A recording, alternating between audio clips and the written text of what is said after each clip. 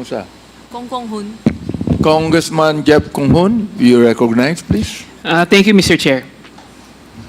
Mr. Chair, ayon sa ating last hearing, we have confirmed the following. The Office of the Vice President has requested for confidential funds for at least 2 years. The documents evidencing payment, or the DPEs, are required to be submitted to support the disbursement of confidential funds. The Commission on Audit relies mainly on DPEs, which is the case of OBP, or ARs. Napaka-importante po nito dahil napapatunayan kung saan at kung paano at kung sino ang tumatanggap ng mga payments na galing sa Office of the Vice President. The COA has confirmed that these documents are noted as submitted out of mere compliance, almost to the point of being ministerial. We have confirmed that these DEPs, despite its key roles in ensuring proper receipt of confidential funds and utilization as indicated in accomplishment reports, has been the documents submitted out of mere compliance, perhaps at the cost of its truth and accuracy. Mr. Chair, I would like to manifest that the purpose of this acknowledgement receipt, at least in theory, is to safeguard the use of confidential funds. Paano po natin maipapakita through sa acknowledgement receipts kung ang tao na tumatanggap nito at kung saan ito napunta at ginagastos. Kahit confidential funds po ito, need po natin bantayan kung paano ito nagagastos at kung paano ito nagagamit. However, despite the intent, an examination of these acknowledgement receipts submitted in the liquidation of the OVP's confidential funds shows the alarming discrepancies and indications of irregularity. Meron pong pagdududa kung saan at paano ginamit ang confidential fund ng OVP. Mr. Chair, meron po ako ipapakita na acknowledgement receipt dated December 2022. Ito po yung documents in evidencing payment. Nakita po natin na walang nakalagay sa acknowledgement receipt na ito, walang nakalagay na date. Bakit po kaya walang date din na nakalagay dito? Naka-blank po yung date. So this acknowledgement receipt was included with ARs dated December 22 or part of the DEPs of 2022. Based on this acknowledgement receipt, it is the auditor were able to determine whether the money was actually issued in 2022. Napakahirap po patunayan kung talagang 2022 nga po ba ginastos o ginamit itong mga ARs na isinabmit ng Office of the Vice President dahil wala nga po itong date. Ano po ba yung nakapaloob sa acknowledgement receipt na ito? Wala rin po itong period covered. So, ano po ang dahilan kung bakit kailangan may nakalagay na period covered sa isang acknowledgement receipt na ito? Tingin ko po kailangan nating malaman para malaman din natin kung kailan at para saan ito ginamit.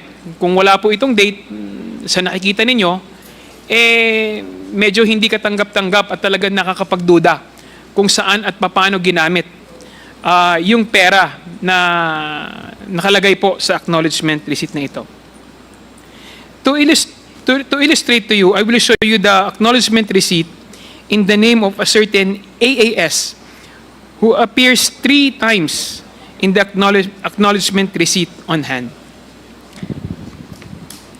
Nakita po natin, bali sa dokumentong isinabmit ng OVP na ipinapakita ko po ngayon, a certain AAS may tinanggap po siya na pera sa loob po ng 2 buwan. From December 2022 to February 2023, almost 210,000 ang tinanggap niya. But from December 2022 to July 2023, nakatanggap si AAS ng 300,000. Maring nakakapagtaka po kung paano at para saan ang ginamit na perang ito. Kasi ang nakalagay po dapat is purchase of information.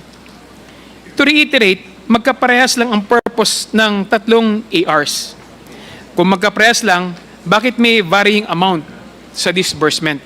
So, napakarami pong katanungan na kailangan nilang sagutin yung mga taong hindi po nagpunta rito at yung mga tao po na iniimbitahan natin at sinasabpina natin.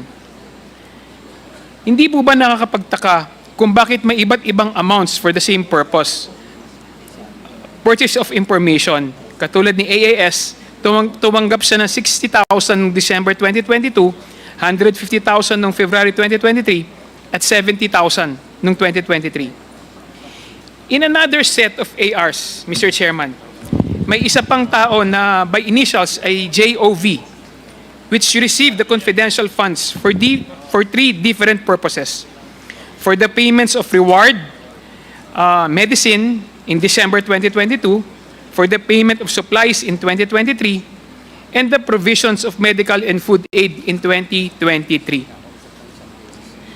Nakatanggap si JOV ng 920,000 sa loob ng 5 buwan for three different purpose: payment of reward of medicine, payment of supplies, and provision of medical and food aid. Ano ang total na natanggap ni JOV base tatlong ARs na ipinakita ko sa screen? Ito ay 920,000. Unlike AAS, ang pera na tinanggap ni JOV ay para sa tatlong separate purpose: payment of rewards and medicine, payment of supplies, provision of medical and food aid. Marami pong mga katulad ni JOV na tumanggap ng confidential fund na galing sa Office of the Vice President. Nakapagtataka na may isang tao na tumanggap ng confidential fund na twice o thrice para sa iba't ibang purposes. Nakapagtaka din kung saan ito nanggagaling. Ang galing-galing naman ng tao na yon. Marami silang businesses na sobrang swak na kinakailangan ng Office of the Vice President. Or baka baka pwede natin mas magandang katanungan is hindi ba kayo nagtataka kung bakit paulit-ulit ang pangalan? Halatang halata na para ang Office of the Vice President ay naubusan na ng pangalan na ilalagay. Mr. Chair, please allow me to point out to a pattern that we found out in the documents evidencing payment for December of 2022. There is a very real possibility that the confidential fund were released in batches daily na parang routine na ito o robotic pa. Parang scripted ang pag-release ng mga pondong ito. Tignan po natin yung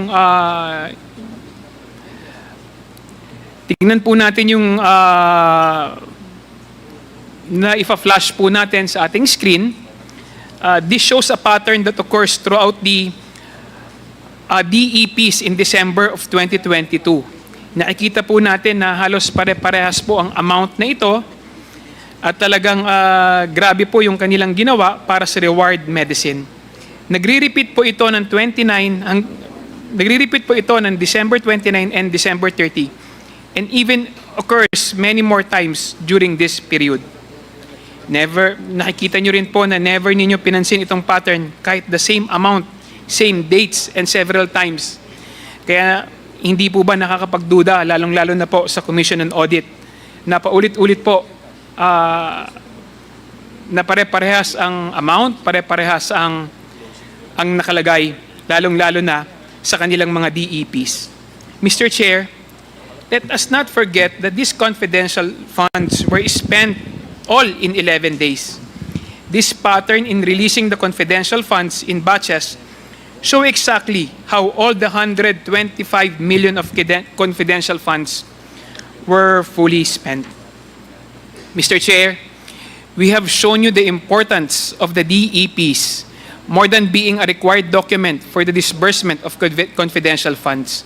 And the DEPs, isa sa mga dokumento na dapat meron tayong integridad at dapat nating binabantayan dahil ito ang nagpapatunay sa maayos na paggamit ng confidential funds, paano natin, how can the integrity of the receipt and the use of confidential fund be safeguarded pag walang maayos na mga nakalagay sa ating mga acknowledgement receipt or pag hindi nababasa ng maayos yung acknowledgement receipt. Mr. Chair,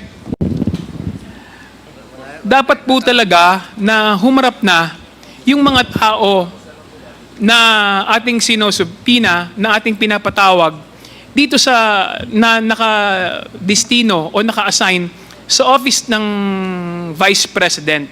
Sana po, Mr. Chair, wag na po nilang pagtakpan ang ating Vice President dahil nakikita naman po natin na marami po talagang irregularidad na nakikita, lalong-lalo na sa kung paano nila ginamit ang kanilang confidential fund ng Department of Education at saka ng Office of the Vice President.